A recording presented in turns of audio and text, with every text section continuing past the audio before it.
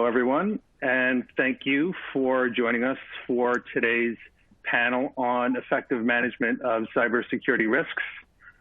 Before we get started today, we're just going to go through a few housekeeping items.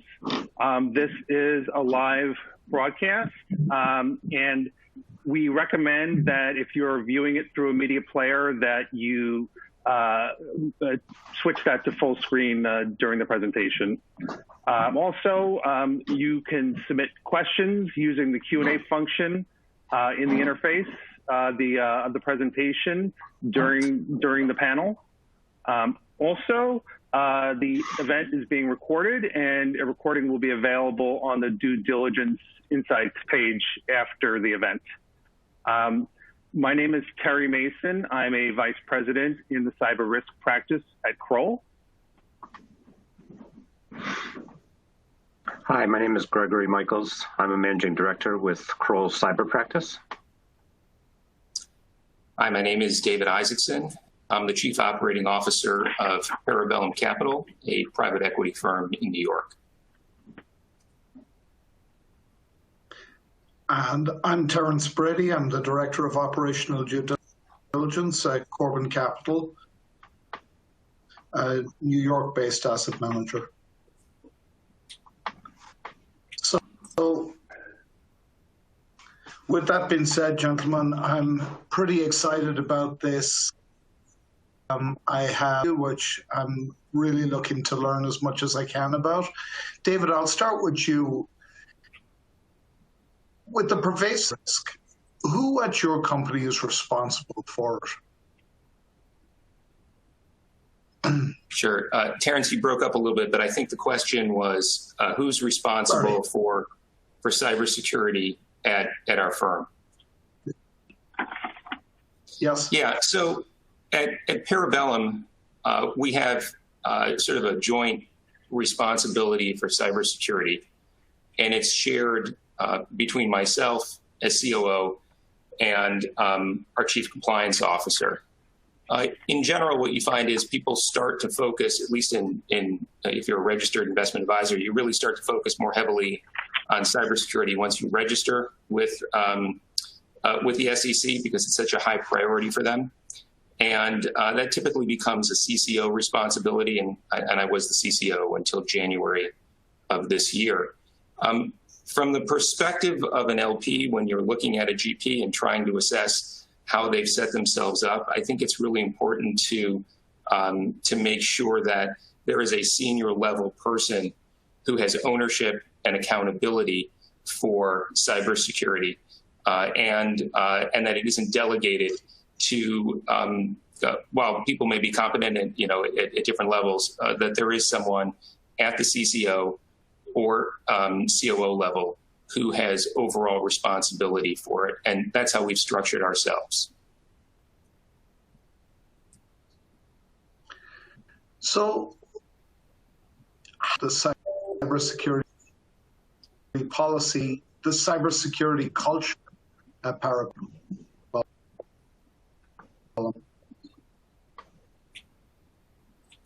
Yeah, I think the question you were asking has to do with how we sort of go about having a cybersecurity policy, but also a cybersecurity culture, right?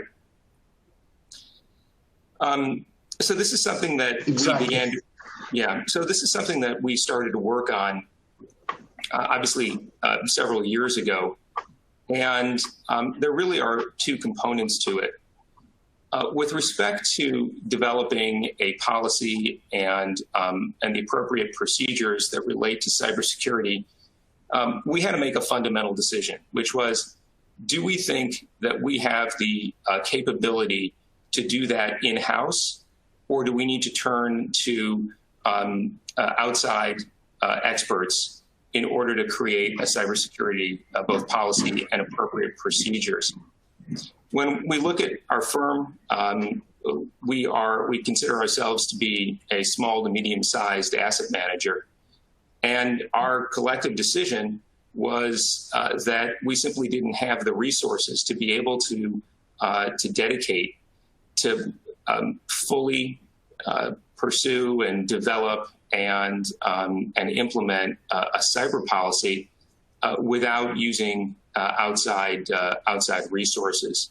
So we went through a fairly lengthy process of interviewing a number of vendors and ultimately made a decision to hire a third party, which happens, I assume I can mention this, which happens to be Kroll, to be our guides through the land of cybersecurity, which is so critical for every firm, but in particular in the alternative asset management space.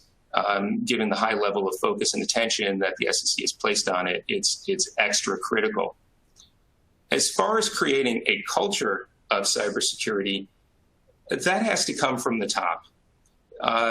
Senior leadership need to acknowledge that this is a priority. They need to be willing to dedicate resources to it, and then they need to live by it. We do some things internally which are really simple, but they're designed to promote a culture of caring about cybersecurity. So we have an email that goes around internally when people see something that's very clearly a phishing email, and we just circulate it to the entire group. And someone says, be on the lookout for this. That just keeps people's attention focused constantly on some of the risks that are out there that may not be obvious, but it engages people on a regular basis. The other way to build a cybersecurity culture is through training. And we do have annual training. I think that for small businesses like ourselves, I happen to think that is the single most important thing you can do, which is to hammer home the risks and the costs associated with breaches. And that, when people start to understand that in dollars and cents, it really hits home. So, Terry, it seems very daunting, given the well-publicized cyber issues faced by many large firms, for a smaller organization to come up with an approach to addressing cyber risk. How do you recommend firms should approach this? David is a customer. Parabellum Capital is a customer, but I would say that David really covered a lot of what you need to be thinking about as a smaller firm.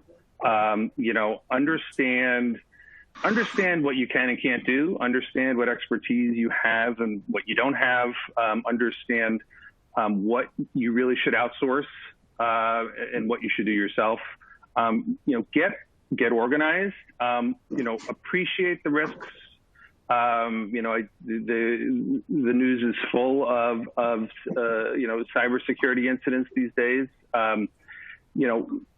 Do a risk assessment. That is one of the things that we try to hammer home with firms, no matter how small they are. Sometimes companies think, or fund managers think, that because they're only a few people and they're small, that they don't need to do a risk assessment. They just have some cloud-based infrastructure, or maybe they just have cloud-based email, Microsoft One, but you still need to do it. You need to look at all the security controls. You need to understand the controls for your email. If somebody clicks on a phishing email, how to block, if a malicious actor is trying to launch ransomware or control a mailbox. There are certain things that are really non-negotiable. A risk assessment is one of them. Getting a good policy in place is another. You should be doing vulnerability scanning to understand known vulnerabilities that exist within your environment. And you should be doing training, which includes phishing as well. So it's not easy. That all sounds extraordinarily complex. And I guess we'll kind of come back to it because, the known unknowns are one part, but for people like me, the unknown unknowns are terrifying. David, on your side, you use I know from talking to you before this, you're using a well-known IT firm for managed hosting, excellent brand name. How did you decide which vendors to use for which roles? You're using Kroll, you're using this other firm. how do you decide who takes on what responsibility? Right. Great question. And I'm going to answer it in a second. I want to address something that Terry brought up about, I think one of the biggest risks that a small firm can make is, for lack of a better term, to convince yourself. It's almost arrogance is the word that I would use here, which is to think that you actually know things in areas where you aren't actually very well versed. And Terry just went through 4 or 5 different ways in which cybersecurity can be managed and in which you can be constantly vigilant about cybersecurity. And I will tell you from my own experience, 80% of that I didn't understand when I started out in this process. And that was even with doing my own research on it and reading. So I think that, one of the things that you really need to get comfortable with is accepting that there are some things you don't know. And you kind of referred to that, Terrence, and once you can kind of accept that there's certain areas you don't know everything and you're not an expert, then you can turn to people for advice, and you can accept that advice and that guidance. And I happen to think that that's really, really important in terms of building out, a whole variety of different components in an asset management firm, where initially, when you're starting out, you may not really be expert. So our basic philosophy is, are we expert in something? Can we do it really well? Well, when it comes to underwriting litigation, yes, we do that, and we do that in-house. When it comes to cybersecurity or other IT, we know that we're not expert in it. And despite my own involvement in that space, it doesn't mean that I know enough to be able to do it on my own. So we have a basic philosophy, which is, where we aren't great at it and we can't be great at it, or we can't hire someone who's going to be great at it because of resource constraints, we're going to go and outsource it. In making the decision to hire a third party for cybersecurity, we did a couple of things. The first is, we went out and we spoke to a whole variety of vendors. As a COO, I get a lot of email. A lot of it is unsolicited from vendors. It comes as email. It comes through LinkedIn. Everyone is out there and pitching something. So you do have a lot of exposure to different third parties. And so we just went out and started talking to people to get a sense of, what types of products were they making available to you, and what was their understanding of cybersecurity. I happen to think that process is really valuable, because what it does is it helps you get educated. You really start to learn about how people are approaching cybersecurity, and even if you're talking to a relatively small firm and you realize, ultimately you're not going to use them, you may have learned something very valuable from the discussions that you had. That's also true for very large firms. So we went through the process of first educating ourselves on the different vendors that are out there. And then we started to narrow it down to just a few groups. That's when pricing actually becomes more relevant, from my perspective at least. And we got proposals and started to review them, and we can make comparisons across comparable activities with pricing. Then what we did was, given the important connection between cybersecurity, IT, compliance, all of that, for cyber, we started talking to IT vendors on how they looked at the cybersecurity firms. And then we went to our compliance consultants and we asked them, do you work with this firm? Do you know this firm? And what is the working relationship like when there is, for example, an SEC audit? Because we wanted to get a sense of what type of connection was there between the vendor and the compliance consultant. We have outside compliance consultants. And if we were in a very stressful situation, would they be able to work together, and would they be able to work together seamlessly? That was actually one of the most important considerations that we had when we made the decision to select our third-party cybersecurity vendor. It was the working relationship between them and our compliance consultants. And that was really what it came down to: pricing, and it came down to ultimately strength of relationship with compliance consultants in the event you get audited. So, you both mentioned in different ways. You've mentioned something that's near and dear to this accountant part, which is budget. How do you go about prioritizing where to spend your budget? I mean, it feels a little bit like a bottomless pit. Terry mentioned, a variety of different risk assessments, controls, different risks that need to be mitigated. And honestly, it seems extremely daunting. How do you prioritize where you're going to spend what is for most?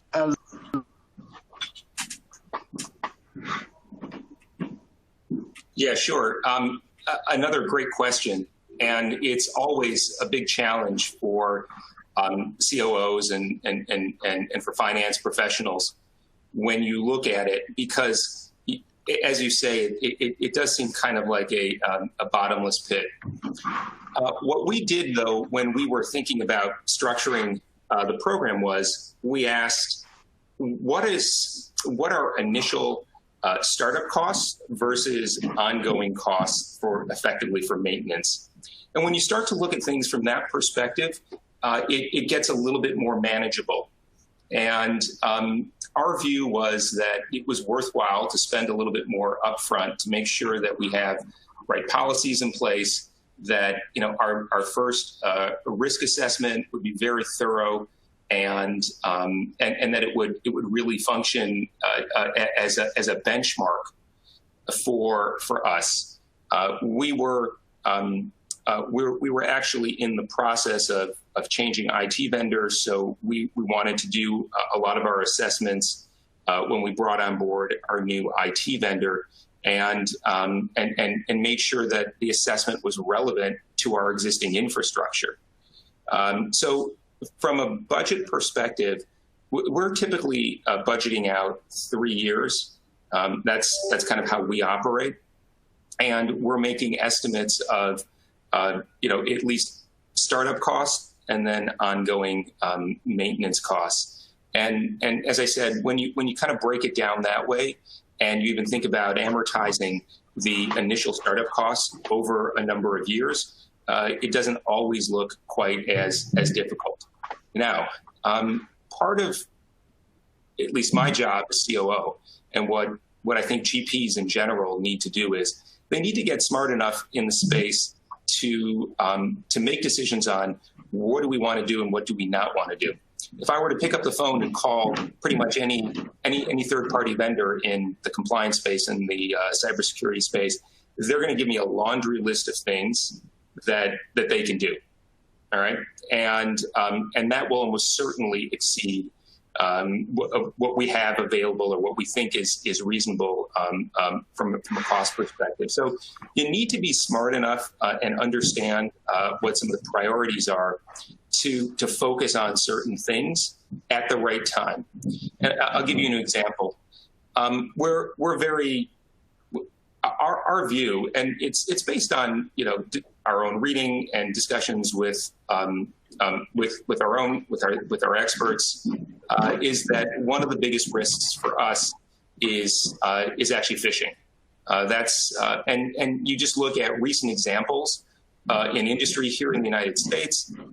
There have been ransomware attacks, and usually the point of entry is someone goes and clicks a link, and it's a vulnerability that you have to spend a lot of time on protecting against it. So we added in additional cost for phishing exercises. Right, we prioritized our budget for cybersecurity on phishing exercises, and we do those on a quarterly basis. In fact, today I just sent out. We have the cyber shaming email that gets circulated to everyone at the firm in the event that someone clicks on one of the emails. We've never had a situation in which one of the phishing exercise emails, someone has actually clicked on a link, but some people have opened the emails, and we send an email to the whole firm, and we put people's names up in bright lights, and it's part funny, it's part serious, but again, it goes back to that idea of how do you create a culture of cybersecurity? How do you create a culture of caring? You bring it down to what's the cost, and you personalize it so that people know someone's watching, someone's looking. And just to kind of wrap up here on budget, I do think that you need to get smart enough in the space to be selective about what you do and make sure that you target it and really hammer in on those things that are most important for your specific situation. And David, just to add to that, I'll give you 2 points from a vendor perspective, which I think are important for budget. Number one, with the core services that you're looking at, whether it's security assessments, vulnerability testing, penetration testing, phishing exercises, if you are doing those at a regular cadence, then it will help with budget, because once you get through that first baseline, then the cost should decrease somewhat. Another thing that a lot of vendors are receptive to is, if you know that you're going to do an annual penetration test or quarterly vulnerability scanning or something like that, ask the vendors if they have discounts for multi-year contracts. Oftentimes, vendors will offer that type of discount for those longer term relationships, and it's a great way to save on budget. Good tip. Yep. Point. And Greg, as I look at cyber risk and the continued assessment of it, what to your clients as best practice for something that it appears is mutating on a daily basis? Yeah, it definitely does. I think that utilizing the vendors that you have, one of the things that we have found with a lot of the fund managers is, they may be using an outsourced IT provider. IT providers, some of them offer some security services, or maybe they're familiar with basic security hygiene. And trying to choose those IT providers that practice good security best practices is a great way to leverage that organization to, help in the basic security best practices. And then, as you're working either with internal resources or with outsourced vendors, having them do those regular assessments, risk assessments on a regular basis. The vulnerability scans should be done on a regular basis. There are monitoring tools as well, and a lot of what used to be just for large organizations, these EDR solutions and other types of log management solutions, those have become very cost effective for smaller organizations because there's a smaller environment, there's less to monitor, and that can be a great way to have pretty close to 24/7 coverage. And that's something that really wasn't available for small firms because they didn't have the internal resources and it was too costly to bring in external resources. So continue to look around because the costs come down dramatically. And I think for the smaller firms, oftentimes because of their size, they can take advantage of some pretty steep discounts on some cutting edge technology that can really help identify weaknesses on a regular basis. And I want to also add to what Greg just said. I guess, with regard to the IT service providers and existing technology services, service providers, your IT service provider for smaller firms may offer security services. It is a good idea to understand what they offer, what the capabilities are, understand the depth of their knowledge and understanding. Not every IT service provider has strong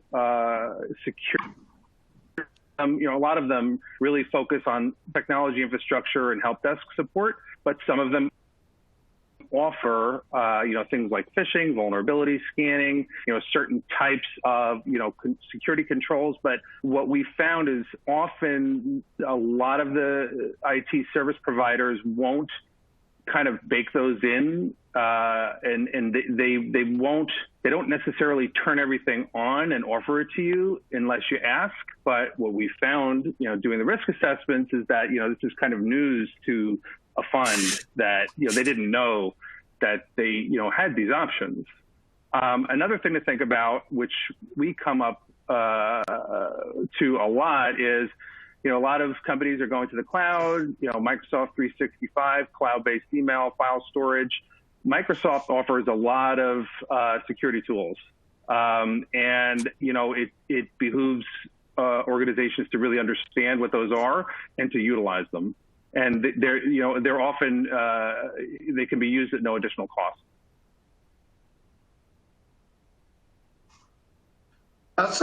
So Terry, that's actually a really good segue in, as I've been doing my trips over the last few years, we've seen a huge migration to the various public clouds. What do you consider to be the main risks of this approach? I think if you kind of look at the speed, particularly during the pandemic, that, organizations almost felt forced to move to the cloud. It's like a great migration. They don't, organizations don't always fully appreciate the security risks. There's kind of a big misnomer, which we come across often, which is that the cloud is secure, quote unquote. And, the cloud can be very secure, but, there are tools that cloud service providers can provide to you, but you have to use them. You have to implement them. You have to kind of understand what they are. And a lot of organizations don't necessarily understand, how to implement the actual security tools, kind of turn things on. Multi-factor authentication is the most obvious, two-factor authentication. A lot of organizations don't turn it on. And it's just, almost like a switch.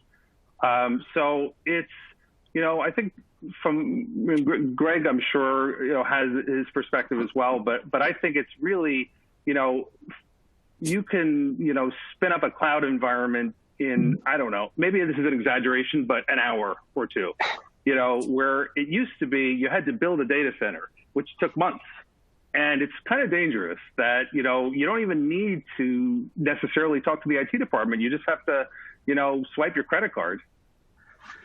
So. Yeah, that's a good point, Terry. I think that certainly with these cloud environments, you have to treat them like an on-premise IT environment.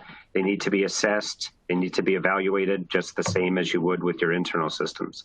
I think that's a great point. Another point to make with the cloud environments, and we see this all the time because, to be honest with you, we struggle to keep up with the technology changes, whether they're configuration changes or whether they're technology solutions that these cloud providers are offering. And it's a good and bad situation because they're bringing out more and more tools and more options for you, which is great. And those options and those tools can enhance security in some cases, and then in some cases they can hurt your security posture. So it's continuous assessment and evaluation of those cloud environments is really important to make sure you're staying ahead of the curve. Very good. So, one of the things, I think one of my friends has a phrase, KWA, killed with acronym, and this industry just loves their acronyms and their buzzwords and all the rest. But, I think one of the things as we wander around and we see a lot of different managers globally, a lot of these buzzwords that we hear have very different meanings to different people. And I guess the next few questions I really have are to try and get some of the more nuanced views on some of those. So Terry, for me, David mentioned it earlier. He was talking about phishing testing. And I would say the vast majority of managers that we do, that's a pretty key part of their cybersecurity approach. But without delving terribly deeply, you kind of discover pretty rapidly that it goes from approach to, what I regard as a more thorough, maybe realistic spear phishing, social engineering. Can you give us an idea of the differences between the more common approaches that you see, and maybe give us an idea of what you think is best practice? Sure. I think maybe a good analogy is playing tennis against somebody who's not very good to learn, or playing tennis against somebody who's very good. And you want to make them difficult. You don't want to make them easy. People don't like them. Within David's organization, that's, I think, ideal when you can talk about it and you could share who clicked and maybe laugh a little bit, as opposed to, it being a, kind of a no-no to talk about. And, you need to be able to, focus on people who click. And, whether it be, providing them remedial training, or even in some cases disciplinary action if people, keep clicking because of the, the risks that are involved. Some of the best practices, I mean, you can really think of it from a strategy standpoint, or, it's really, making them relevant for the business group, for the industry and for the business group. You can, tailor phishing exercises for the accounting team, for the HR team, for portfolio managers, that things that they're likely to be fooled by, because that's what the attackers are doing.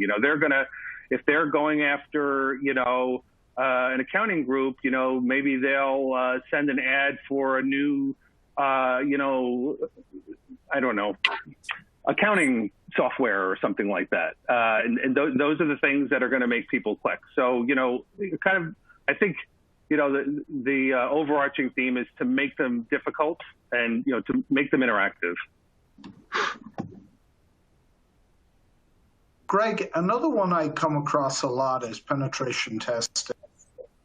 But it appears to me that for a number of people, at least, it's been conflated with vulnerability assessments.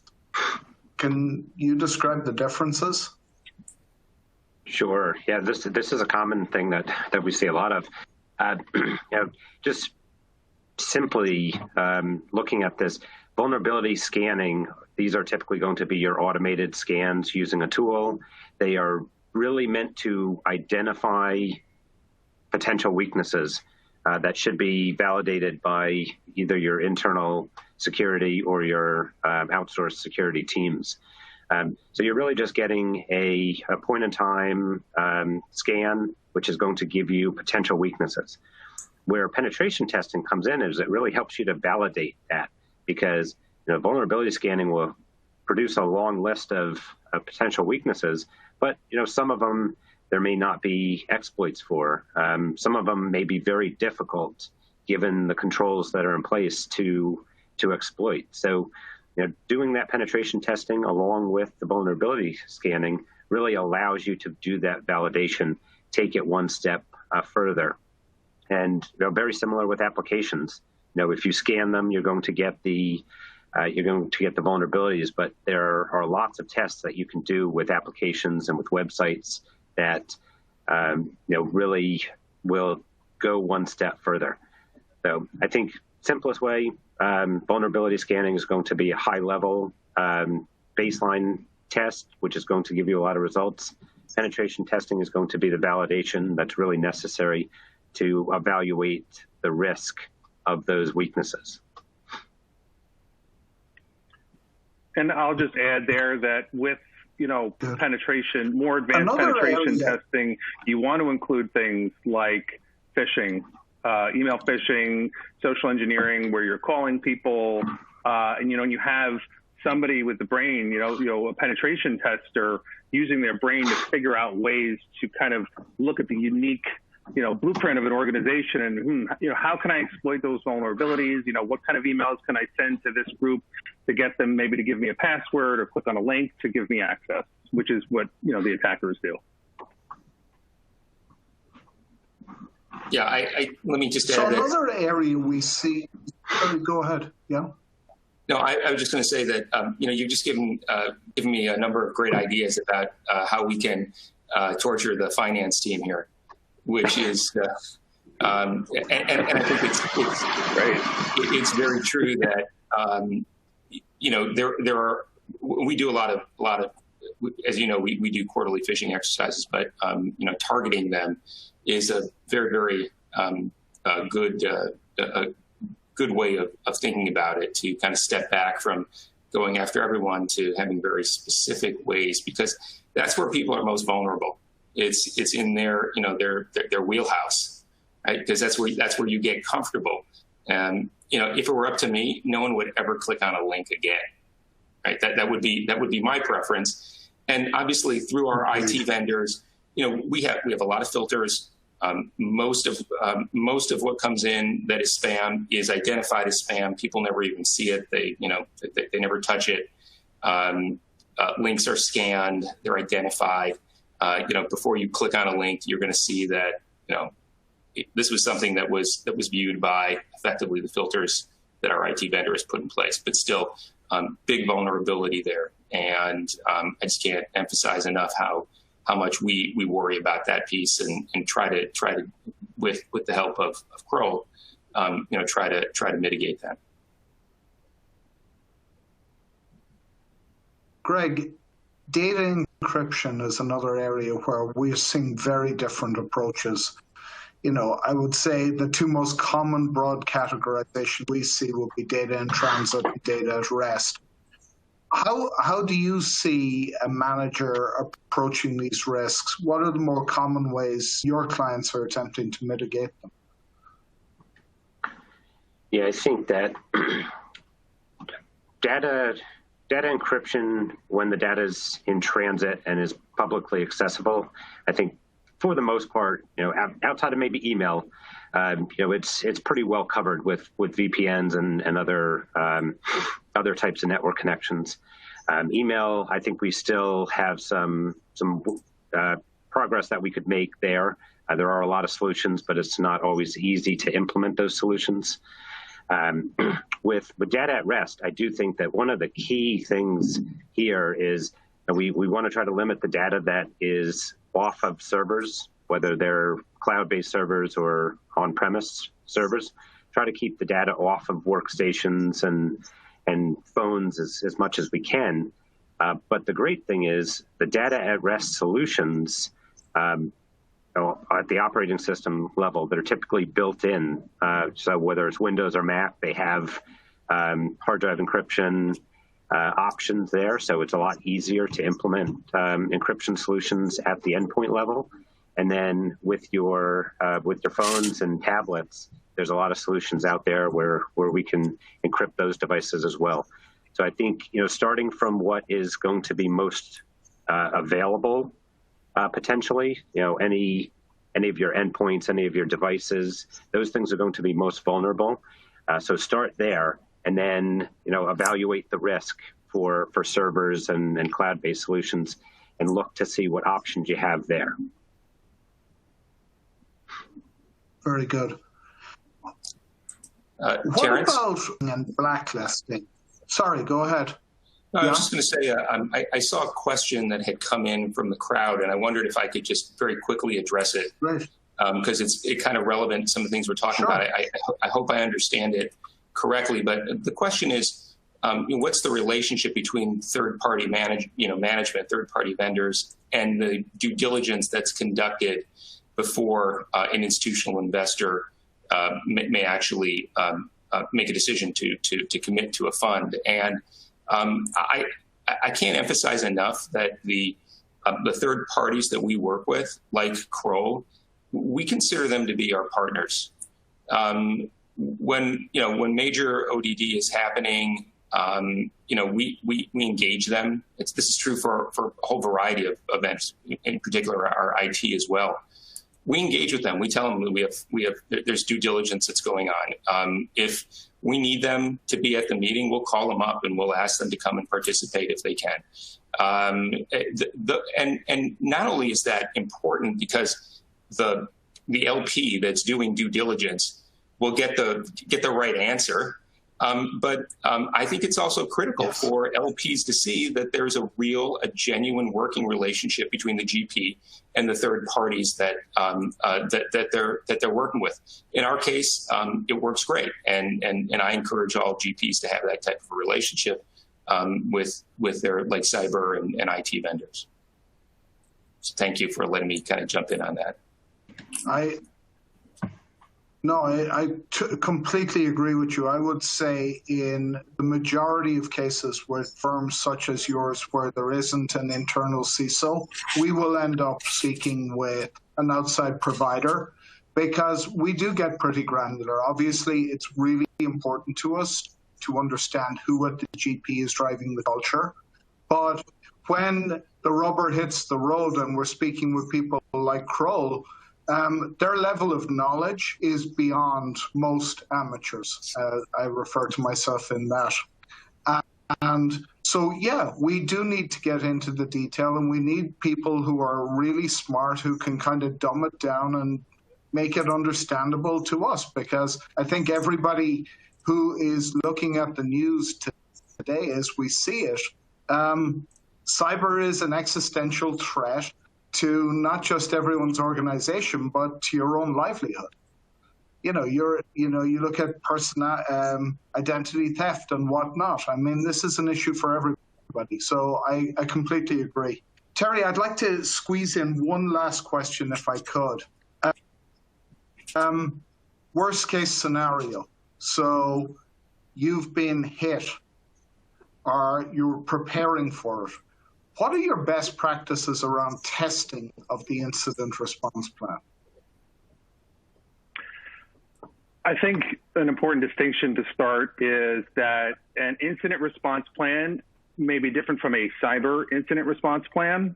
After September 11th, a lot of disaster recovery, business continuity, incident response plans were put in place. And we often find that organizations think that that kind of covers a cyber incident, but it's a different process.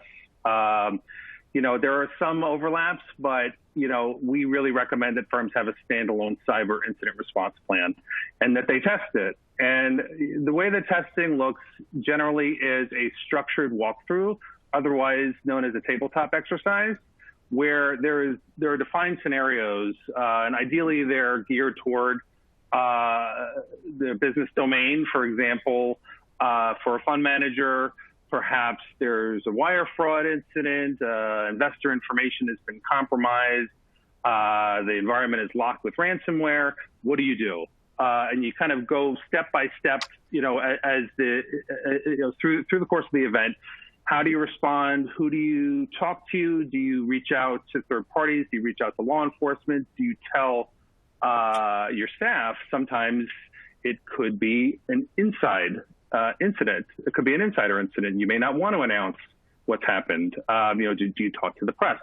So through these exercises, you learn kind of not just what best practices are, but what works for your organization, who the decision makers are, who should be involved, what the communication process should be, and then you formalize that in the cyber incident response plan. So you use the exercise to improve your ability to respond in the event of a real major incident.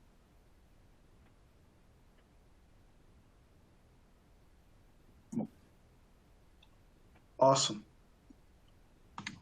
That was great. I think we've hit the hour. So I'd like to thank the three of you for what for me has been a tremendous. I look forward to having future conversations on this, evolving area. Thank you. Thank you.